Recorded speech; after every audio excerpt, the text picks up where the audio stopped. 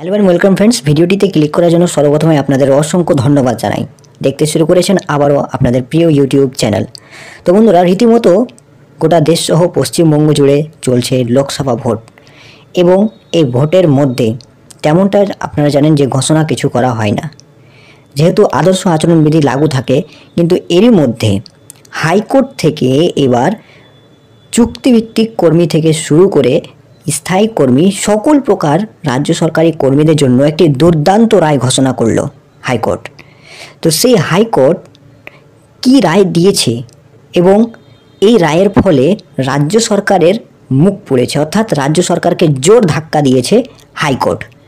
তো কি মন্তব্য করেছে, কোন মামলার শুনানি করতে গিয়ে কি ঘোষণা করেছেন, যার ফলে সরকারি কর্মীরা স্বস্তিতে রয়েছে, অর্থাৎ স্বস্তির ঘোষণা বলতে পারেন সরকারি কর্মীদের জন্য। তো কি সেই ঘোষণা জানাবো আজকের এই ভিডিওতে। তাই ভিডিওটি আপনি যদি একজন সরকারি কর্মী, চুক্তিভিত্তিক যে কোনো সেক্টরের কর্মী হন না কেন, এই ভিডিওটি অতি গুরুত্বপূর্ণ। তাই ভিডিওটি অবশ্যই আপনাদের রিকোয়েস্ট করব শেষ পর্যন্ত দেখার জন্য, কারণ শেষ পর্যন্ত না দেখলে আপনারা বুঝতে পারবেন না।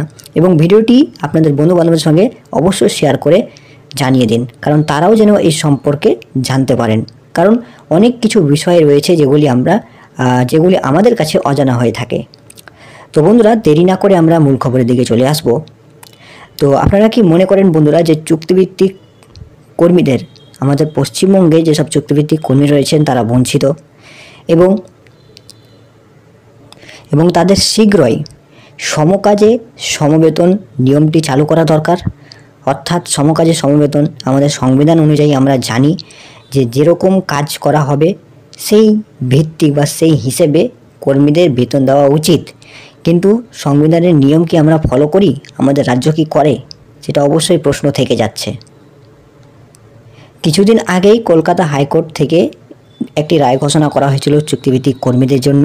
সেটি নিয়ে ভিডিও আমি করেছি, আপনারা চাইলে চ্যানেল পেজে গিয়ে দেখে নিতে পারেন, অথবা আমি এই ভিডিওর আই বাটন দিয়ে দেবো, সেখানেও দেখে নিতে পারেন। তো বন্ধুরা, কিছুদিন আগে চুক্তিভিত্তিক কর্মীদের বেতন বৃদ্ধি করেছেন মুখ্যমন্ত্রী মমতা বন্দ্যোপাধ্যায়। সেটা আমরা দেখেছি, অল্প পরিমাণ হলেও বেতন বৃদ্ধি করেছে। কিন্তু বিভিন্ন সেক্টরের কর্মীরা এখনও বঞ্চিত রয়েছেন।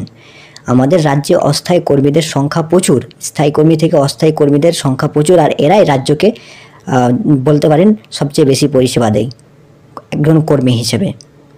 তো বন্ধুরা, সর্বপ্রথম আপনারা জানেন এই ভিডিওটি অবশ্যই আপনার শেষ পর্যন্ত দেখুন।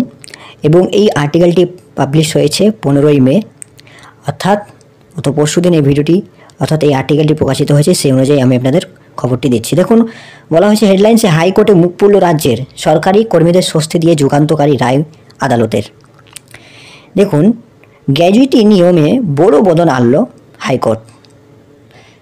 এখন থেকে সরকারি কর্মীর অ্যাকাউন্টে ঢুকবে মোটা টাকা। তবে প্রত্যেক সরকারি সংস্থা থেকে কর্মচারীরা গ্র্যাজুইটি পায় এবং গ্র্যাজুইটির অর্থ পেতে একজন কর্মচারীকে সেই সংস্থায় কমপক্ষে 5 বছর কাজ করতে হবে। সাধারণত এই অর্থ পাওয়া যায় কর্মচারী চাকরি ছেড়ে দেন বা তিনি অবসর নেন তখন। আর এবার সেই গ্র্যাজুইটি প্রসঙ্গে বড় পদক্ষেপ নিল হাইকোর্ট। দেখুন, গ্র্যাজুইটি নিয়ে হাইকোর্টে মামলা শিক্ষিকার। দেখুন বন্ধুরা, ঘটনাটি ঘটেছে যদিও উত্তরপ্রদেশে, কিন্তু প্রত্যেক কর্মচারীদের জন্য এই মামলার শুনানিটি শোনা দরকার। সেখানে সেহেরুন নিসা নামক একজন সরকারি শিক্ষিকা 57 বছর বয়সে অবসর গ্রহণ করেছিলেন এবং তিনি গ্র্যাজুইটির আবেদন করলে পেনশন বিষয়ক যুগ্ম ডিরেক্টর এবং সংখ্যালঘু কল্যাণ আধিকারিক সেটি খারিজ করে দেন, যার দরুন আবেদনকারী শিক্ষিকা কোর্টে যেতে বাধ্য হন। এবার সেখান থেকে তার আইনজীবী RB সিং যুক্তি দিয়ে বলেন যে 2011 সালের 14ই ডিসেম্বর জারি করা সরকারি আদেশ অনুসারে গ্র্যাজুইটির আবেদন খারিজ করা অনুচিত এবং পাশাপাশি 60 বছর বয়সে অবসর গ্রহণ করা কর্মীরাই গ্র্যাজুইটির জন্য যোগ্য। এবার রাজ্যের সিদ্ধান্তে ক্ষুব্ধ হাইকোর্ট, কিন্তু সরকারের যুক্তি ছিল নিয়ম অনুযায়ী 60 বছর বয়সে অবসর নিলে তবেই সরকারি কর্মীরা গ্র্যাজুইটির জন্য যোগ্য হবেন। এবং এলাহাবাদে হাইকোর্টের এই 57 বছর বয়সে অবসরগ্রহণী শিক্ষিকার মামলায় রাজ্যের এইরূপ সিদ্ধান্তে ক্ষুব্ধ এলাহাবাদ হাইকোর্টের বিচারপতি জে মুনি।